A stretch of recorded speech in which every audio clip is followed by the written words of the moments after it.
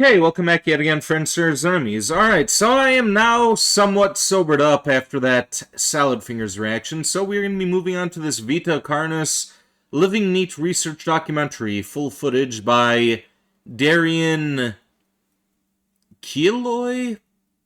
I don't know how you pronounce that, but this was another subscriber request, or follower request from one of my viewers over on Twitch.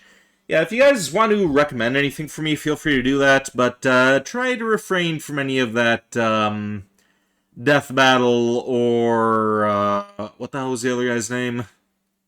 Yeah, that other crap that was recommended to me. Yeah, try to refrain from that, but by all means, feel free to recommend stuff. I'll try to check some stuff out while I'm in the middle of working on my upcoming figurine and weapon and game reviews. One of these days we'll learn the concept of consistency, but yeah, for the time being, let's check this out. I don't know anything about this. Based on the PFP that this guy has here and the other videos that he has on his channel, I am going to assume this is something that is probably not going to disturb me, but it's probably going to try to. I mean, I'm kind of used to this kind of stuff at this point. Like, all the videos that I've seen in my time, like, it's kind of hard to get under my skin. But, yeah. Let's see what this is all about. Don't forget to like, share, and subscribe, and let us begin.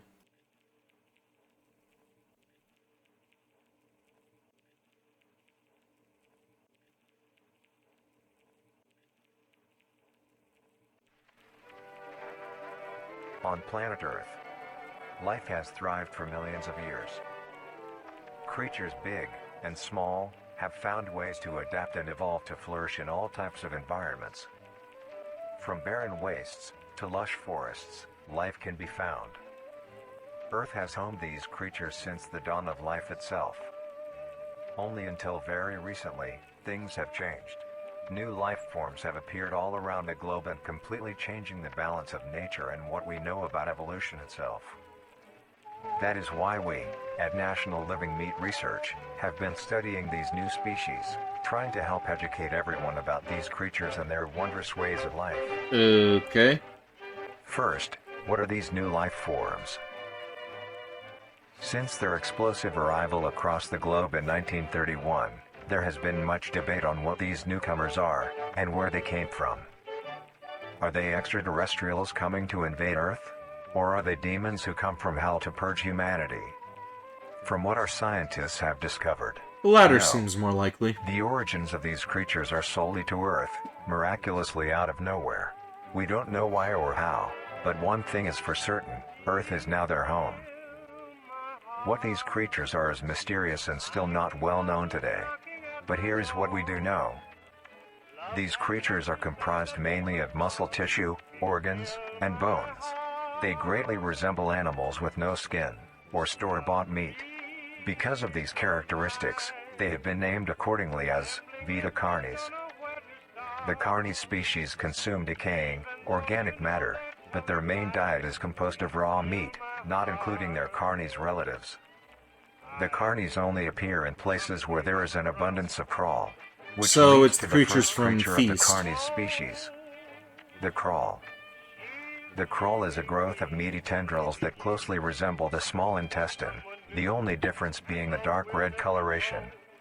These tendrils grow in a similar pattern as vines, mold, or fungi. A primary stem structure is the host to divisions of other, smaller branches. In each tendril contains a variety of veins, arteries, and other similar organs used to transport nutrients absorbed from its surroundings. The ends of these tendrils are equipped with organelles used to absorb water and organic matter necessary for growth.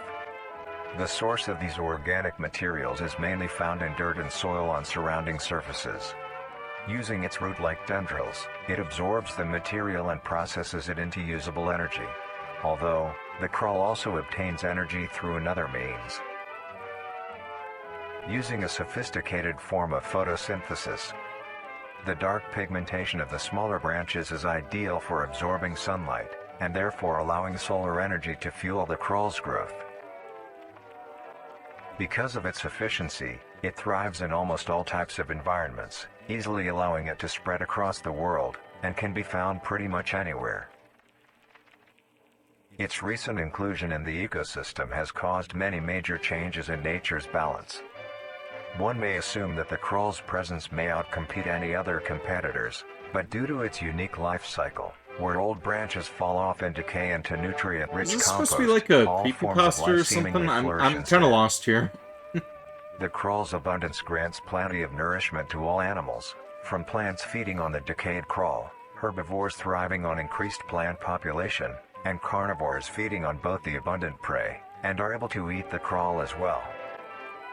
The presence of all these animals leave behind waste, which will be broken down and consumed by the crawl, and the cycle begins again. This form of symbiosis leads to an environment where all populations thrive. Humanity also uses the crawl to our advantage. Because of the supernatural rate of growth and its richness in nutrients, it has been sustainably cultivated into domestic farms. The crawl is harvested and processed into fertilizer, which greatly increases crop yield and quality. The crawl may also be used as a food source for humans, and reliably so. But due to its unkindly appearance and taste, it has yet to reach cuisine standards. The crawl also plays a very important role in the next creatures that we have been studying. Sometimes, in a crawl-populated environment, a node of meat may develop on one of the branches. This node will fall off and grow into a functioning organism, and go to live on as an independent animal. This leads us to the upcoming species that we will be discussing. The first of these creatures are the trimmings. The trimmings. Trimmings are small animals that resemble skinned raccoons. They are commonly known to have a plump body, round head, small eyes, nose and ear holes, and an agape mouth. They are also equipped with a diversity of limbs. All individual trimmings are unique, each with a different body shape, number of limbs, and other characteristics. So it's a flea One thing they all man. share in common is that they are made mostly of meat tissue, and are a maximum of 20 centimeters in length, no larger than a basketball. Its life starts with its separation. Hope you appreciate the from reference, crawl. Lesser Prodigy. It will wonder to find anything that is edible and able to consume. Although it is an omnivore, being able to hunt meat and forage for plant matter, trimmings are almost entirely scavengers. Their diet consists of rotting plants and meat, including, but not limited to, fruits, vegetables, roots, seeds, insects, and deceased animals. Although its appearance is unsightly, it is a cowardly creature, only fleeing, screeching, and hiding when threatened. Okay, definitely Because not a of its flea lack of man. defensive traits, it lies near the bottom of the food chain, making it easily overpowered and picked off very regularly by predators. Naturally, its population would eventually die out. This is not the case.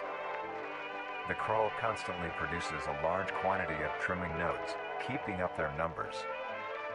Naturally, trimmings can be found wherever there is abundant crawl. Trimmings grow at a decent pace, reaching maturity at around 7 months, having a maximum lifespan of 2 to 4 years. Although they are plentiful, humanity has no proper way to implement trimmings into society.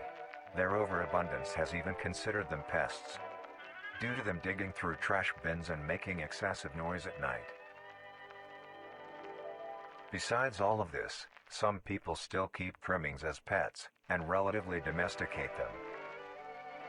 Nuisance or not, trimmings are a wondrous creature, from their plentiful Where did this numbers video to come their from? I scarce feel like I need a lot of They are context truly a for thing to this. behold. Is this its own The thing? next species on our list is the meat snake. The meat snake. The meat snake is a worm-like creature, made of a variety of types of meat, coated in a transparent, skin-like membrane. Its size varies during its lifespan, depending on how much it consumes. When it first separates from the crawl, it is only a few centimeters in length. Eventually, it will reach an average length of 5 meters. Although, under extreme conditions, like natural disasters, war, or plague, it can greatly surpass this length. The meat snake's diet consists entirely of dead animals or parts. A meat snake is incapable of consuming a healthy, living organism. The meat snake allocates its food by using a tongue-like organ covered in sensors to touch and feel its environment. The sensors catch particles of decaying meat, notifying the meat snake that there is food nearby. This process shares many similarities to regular snakes, hence the meat snake's name. Once it locates the corpse, the meat snake will open its jaw and swallow the entire body whole. Once the entire body is consumed, the meat snake's stomach will release a variety of chemicals. Some will break down soft tissue like skin and the connection points between muscles.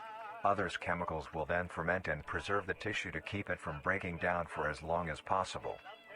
After So that, it's basically the just the remaining stomach flesh and then. bones will move along the meat snake's tract and slowly be implemented into its own structure, extending the meat snake. Oh, Unsatisfactory okay. parts like skulls, Never mind. pelvises, hair, and fingernails will be excreted. Speaking of skulls, the meat snake will take the skull from the consumed organism and use it as its own. Each meat snake has its own skull, each corresponding to what that one has consumed. Huh. During its lifespan, it will swap or replace these skulls if needed. So, bit of a meat snake's shapeshifter lifespan then. depends entirely on how much a meat snake consumes. The longest one has lived for was 28 years. The meat snake has no predators and is immune to disease due to its preserving chemicals. The only significant ways a meat snake can die is through starvation, burning, or complete destruction of the meat snake's membrane coating.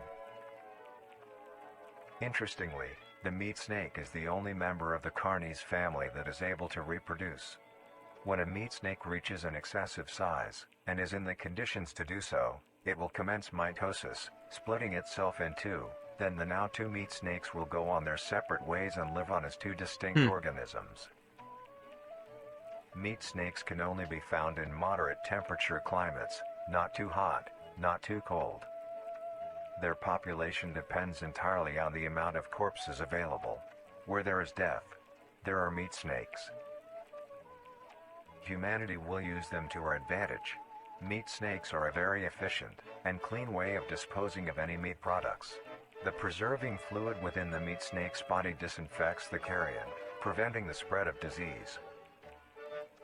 Humans use meat snakes in butcher shops as a waste bin, dispose roadkill, within war on the battlefield to dispose of festering bodies and parts, and within zoos to dispose of deceased animals. They are extremely tame, not caring if any creature is around them, only acting defensively when it is within consuming a meal. This means they are very easy to tame. Overall, meat snakes are a marvelous creature with a very interesting way of sustaining itself. It is an amazing experience to encounter one, as long as you don't mind the smell. Our next creature is the mimic. Mimics, alright. The mimic. The mimic is a bipedal creature with uncanny similarities to humanoid anatomy. They greatly resemble humans without skin, with added exaggerated features. These features include extended finger length, longer limbs, bulging, empty eyes, and their most prominent feature, a wide, teeth-filled smile. Although it resembles a happy face, this is due to coincidence, and is only how the facial structure is shaped. The maw of the mimic contains much more teeth than humans, and their teeth is comprised almost entirely of incisors, with some canine and premolars in the back. This tooth composition is ideal for biting down onto meat and swallowing chunks whole. A mature mimic's diet is comprised entirely of human flesh. Ah. And music stops. Alright. Because of this, they are found solely around human-populated areas. The mimic's life cycle is made of 3 stages. In the first stage, a young mimic separates from the crawl. They closely resemble their trimming relatives, but are thin, sleek, and only have 4 appendages. In this stage, the young mimic will hunt small animals, moving on to larger and larger as they grow. Once large enough, it will begin metamorphosis into the next stage of life. Once fully transformed, it will resemble the description mentioned in the beginning. Its hunting style changes and becomes much more complicated. It now stalks and feeds only on humans. It will locate human-populated area and begin its search for an easy target. To blend in, it may use objects to conceal itself. These include clothing, mannequins, and furniture. Once a target has been found, the mimic will observe its prey and learn its routine and when it is most vulnerable. This is typically when the human is asleep at night.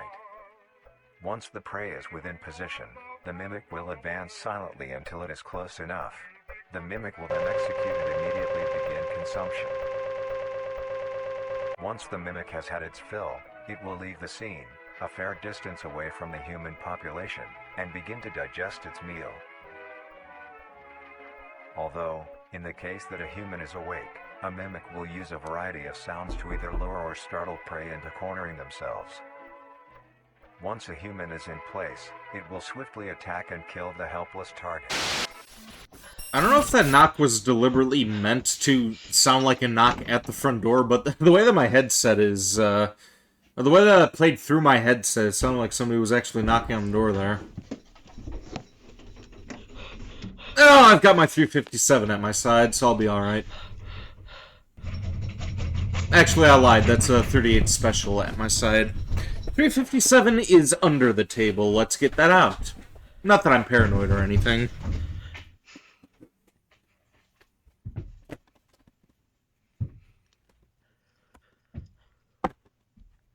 There we go.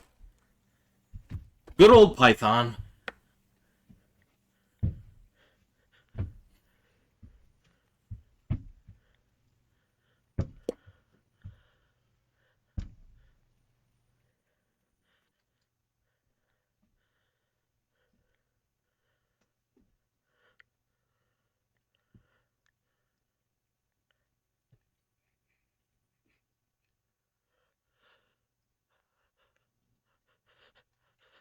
Smash his fingers. Close the door. Smash his fingers. Shoot it in the face. Come on, dude.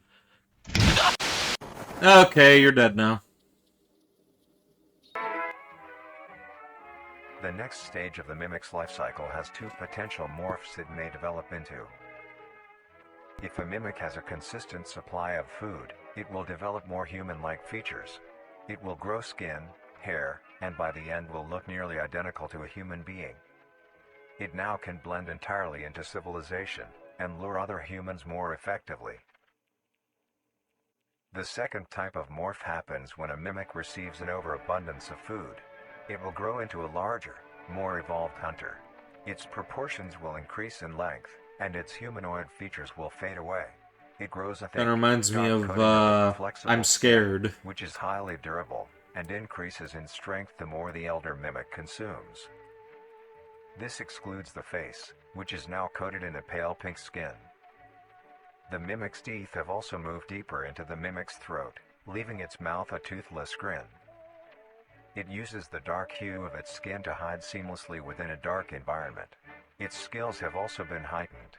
This makes an elder mimic one of the most efficient predators on the planet. Because of the obvious threat this poses on humanity, nations around the world have released instructions on how to be able to fend for yourself in a mimic encounter. Here are the instructions. 1. Avoid going out alone if your location is known to have mimics, or there Unless you have a been gun. sightings. 2. If you encounter a stationary mimic, Shoot it with your gun. Faced by your presence, quietly leave the location and alert your local authorities. 3.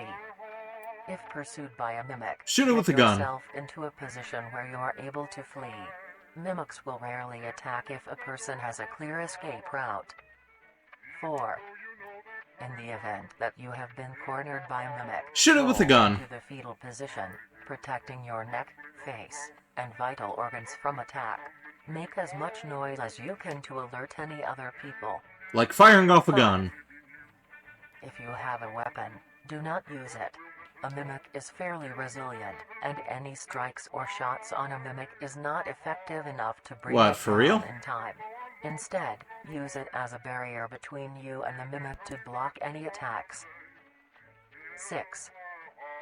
In a situation I don't know, the enough mimic is rounds from hunting Magnum in the Revolver could immediate turn the thing into area Swiss and cheese. is not aware of your position, hide somewhere low, like under a bed or behind other furniture. A mimic will not linger to long Yeah, instead of distance having my or prey, Python here with and me, will maybe I move should have hard. my 50 cal. Be safe, and avoid any encounters with a mimic at all costs. Next up, the Harvester. The Harvester. The Harvester is a large, bulbous mass, with a large amount of tendrils spreading from the base. The bulb measures around 3 meters in height and 2 meters in diameter. The tendrils, on the other hand, can extend up to 150 meters in diameter horizontally. The Harvester is a specialized form of crawl that grows in a unique and deadly way.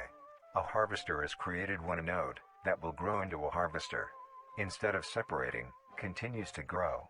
Eventually, it will grow tendrils of its own. It uses the energy provided by its mother branch and expands its reach further, its tendrils, hidden just below the surface of the ground. The harvester is equipped with 2 types of specialized tendrils. The first type is bulky and flat. They lie the closest to the surface. These branches are lined on each length of the tendril with spines, extending in the shape of a bear trap. On each side of the branch, those particular spines have a vein that feed into them, that pump 2 types of venom. On one side, the spines can inject a neurotoxin, which will attack the nervous system of whomever it is injected into, causing sudden paralysis. The other side can inject an anticoagulant, which when injected, prevents blood cells from clotting. Whenever a large animal moves across the area armed with these tendrils, the branches will clamp onto the animal and thrash violently. Once the prey has been injected with both venoms, the tendrils will rest and the prey will immediately collapse.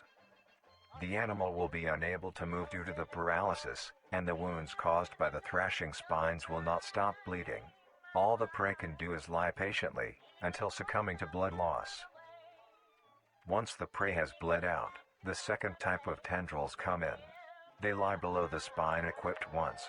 These branches are thick, but very sturdy. They share similar anatomy to the small branches of the crawl, equipped with organelle that absorbs nutrients. These tendrils sense the blood, and move their way to the surface and begin to absorb the vital fluid. Once the blood has been consumed, the tendrils will wrap around the body and begin to shuffle downwards. This movement loosens the soil and slowly pull the body underground. Once secure, the tendrils will continue to feed until there is nothing but scraps. The nourishment absorbed by the tendrils will be sucked back into the main bulb of the harvester. This bulb houses all the vital organs and the venom glands that pump into the spines.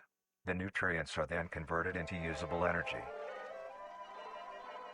The remains underground decompose, Dropped a providing a bullet. rich soil, causing very prominent plant Probably growth, shouldn't have been which fiddling then around with this attracts thing more during the animals. movie. Or A YouTube strange video, behavior rather. The harvester displays as its choice of diet. The spines will only activate on larger animals, allowing smaller ones to pass by unaffected. The spines will also not activate on some species of bird. There are a couple theories as to why this happens. 1. It could be that attacking smaller animals would cost too much energy for what they get in return, making it not worth the time. Another could be that smaller animals may attract larger animals or predators, allowing a safe place where prey may thrive, and lure more predators. It truly is astonishing. Although it is a spectacular creature, it is also very dangerous.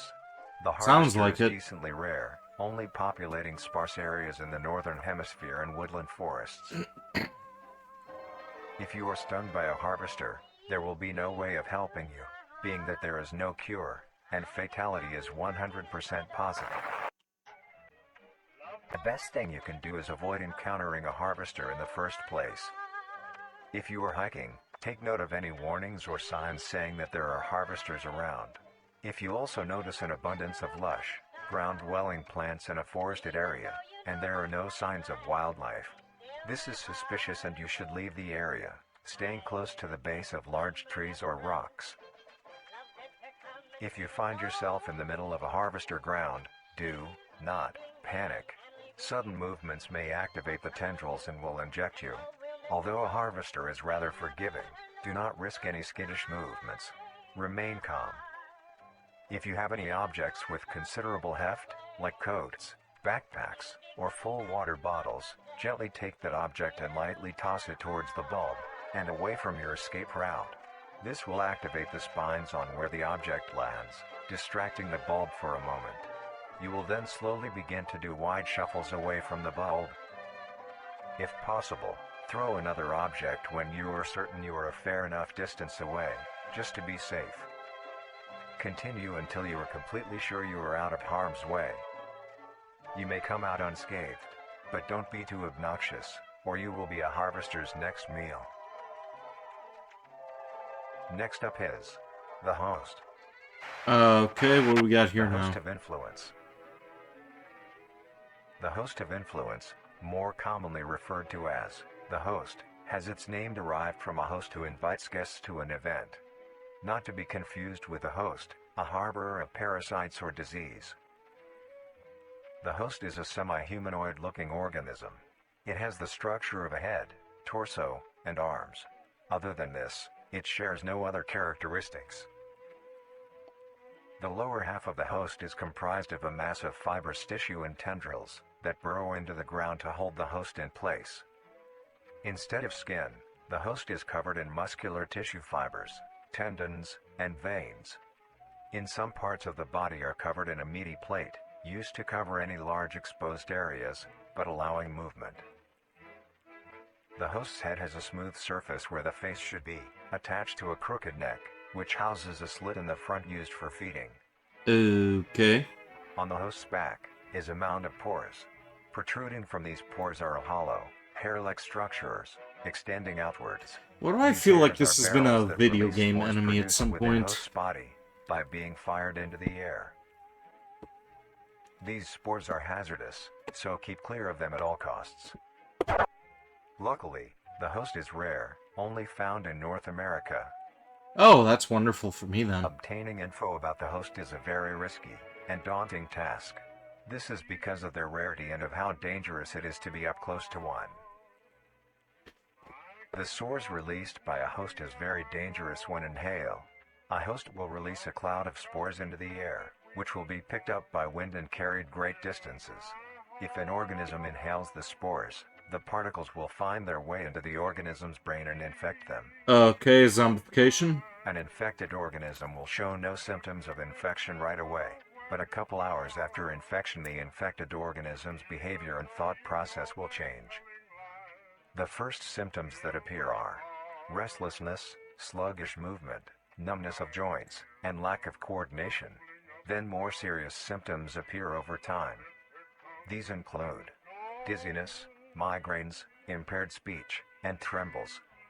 If you, or someone you know show these symptoms, contact poison control or emergency services. After a total of 6 to 7 hours after infection, the organism will cease all activities they were previously doing and begin to walk. The direction the infected will walk is towards the host whose spores have been inhaled by the infected individual. If the infected makes their way to the host, they will kneel down in front of it, expose their vital organs, And promptly gut and remove those organs. yeah. The host will consume them and discard the leftover scraps.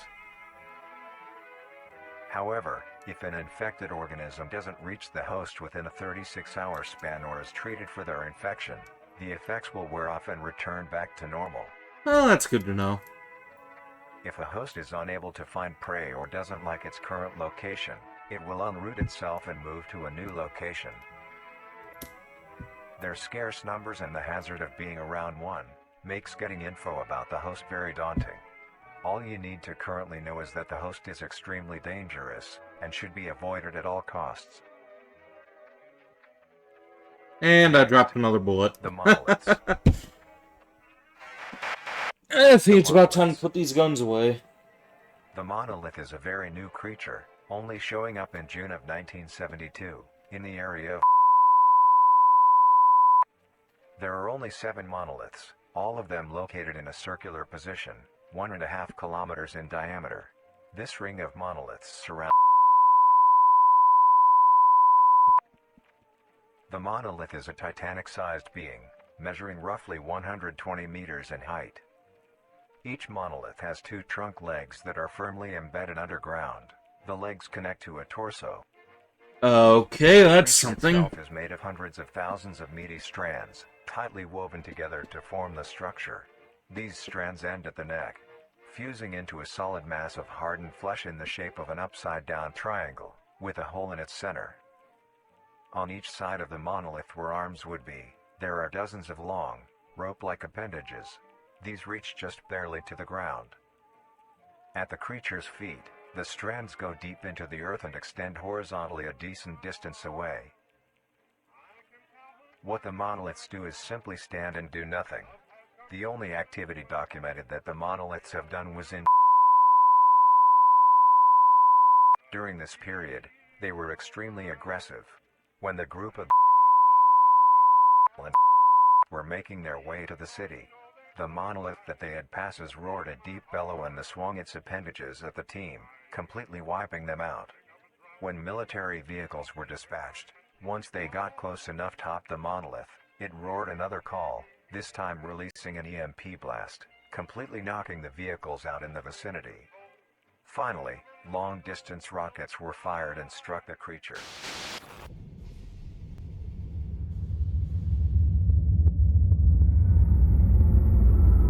Now what the hell is going on?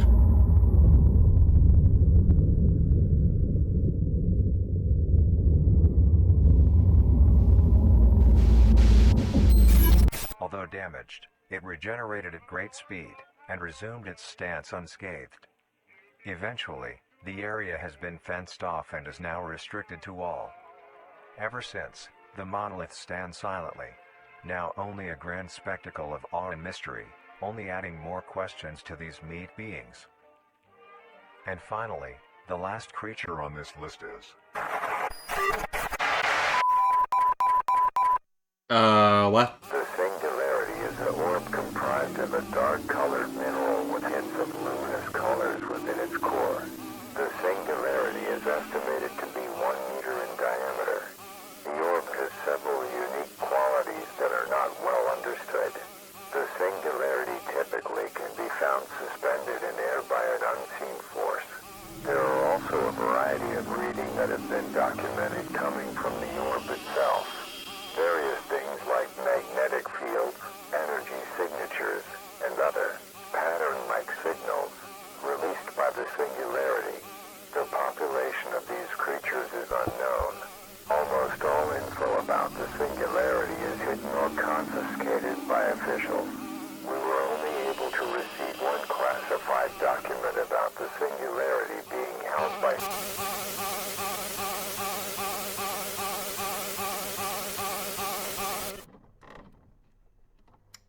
marvelous and majestic world that exists today, it's as extraordinary to have such strange and mysterious beings appear all around us. Thank you for joining us on this journey of exploration and discovery of the lives of these living meat creatures.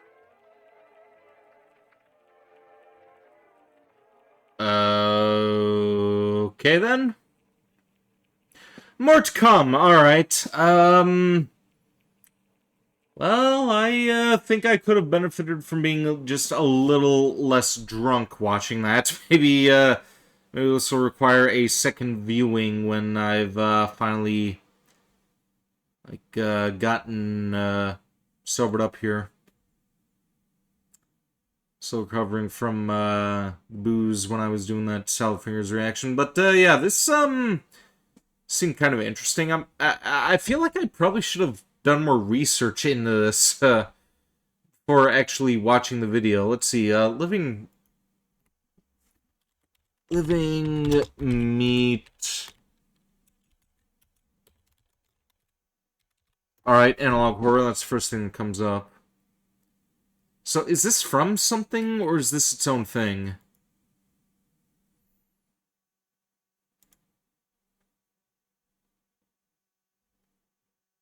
Me Research Documentary is a multi-part series of videos documenting behaviors, life cycles, and potential origins of the Carnis genus. Document is the biggest source of information about the entire series.